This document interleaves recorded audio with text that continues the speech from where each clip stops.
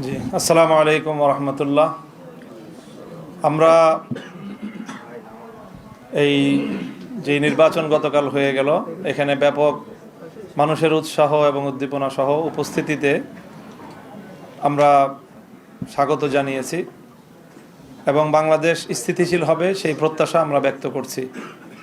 স্বাভাবিকভাবেই স্থিতিশীলতার জন্য যারা এই মুহূর্তে বিজয়ী ঘোষণা করা হয়েছে, যাদেরকে বাংলাদেশের স্থিতিশীলতা রক্ষা করা তাদের প্রধান দায়িত্ব, তারাই যদি দেশকে অস্থিতিশীলতার দিকে ঠেলে দেয় তাহলে দেশের জন্য সেটা হবে সবচেয়ে হতাশাজনক বিষয় এবং উদ্ভূত পরিস্থিতির জন্য সম্পূর্ণ দায় তাদেরকেই নিতে হবে।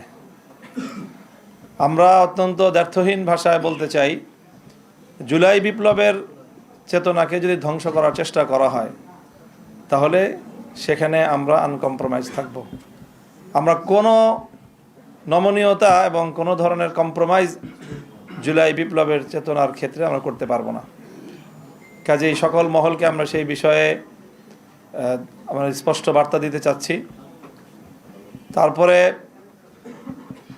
ইলেকশনটার যে বিষয়ে আমরা আমাদের গতকাল থেকে আজকে বলে আসছি আমরা যে আমরা তো আমাদের ইতিবাচকভাবেই আমরা ব্যক্ত করতে চাচ্ছি প্রতিক্রিয়া, কিন্তু পরিষ্কার যে ইলেকশনটা তো একটা সময় পর্যন্ত অথবা ভোট গ্রহণ হওয়া পর্যন্ত মোটামুটি দৃশ্যমান রাখা হয়েছে, কোনো গণ্ডগোল যেন না হয়।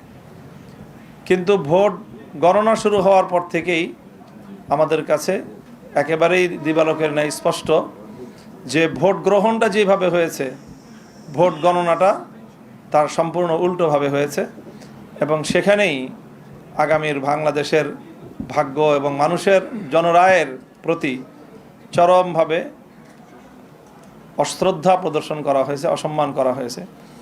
এটা যারা করেছেন বাংলাদেশের কাছে তাদেরকে দায়ী থাকতে হবে ইনশাল্লাহ। এবং ইতিহাস বারবার ফিরে আসে, বাংলাদেশের মানুষ তাদের এই ব্যালটের অধিকার অবশ্যই তারা উদ্ধার করে ছাড়বে ইনশাল্লাহ, সেই প্রত্যয় আমরা ব্যক্ত করছি। ধন্যবাদ। জি, ধন্যবাদ। আলহামদুলিল্লাহ, দীর্ঘক্ষণ ধরে আপনারা আছেন, সবাইকে ধন্যবাদ জানিয়ে আমরা দেশবাসীকে কৃতজ্ঞতা আদায় করতে চাই যে সকল ধরনের হুমকি ধমকি অত্যাচার জুলুম নিপীড়ন অগ্রাহ্য করে দেশবাসী যেভাবে আমাদের পাশে দাঁড়িয়েছিল আমরা রিয়েলি অভিভূত, তাদের কাছে কৃতজ্ঞ। এবং দেশবাসী আপনারা যেহেতু আমাদের পাশে দাঁড়িয়েছেন দেশের স্বার্থে, জনগণের স্বার্থে, আমরা আবার অঙ্গীকার ব্যক্ত করছি আমরা খুবই দৃঢ়ভাবে আপনাদের সাথে থাকব এবং আপনাদের কোনো অধিকারের সাথে আমরা কম্প্রোমাইজ করব না।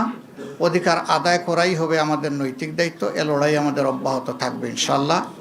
সংশ্লিষ্ট সকলকেই আমরা আন্তরিক ধন্যবাদ জানিয়ে এখানেই শেষ করছি। আসসালামু আলাইকুম। আজকে আর কোনো প্রশ্ন নিচ্ছি না, আমরা আজকে নিচ্ছি না কোনো প্রশ্ন। Thank you.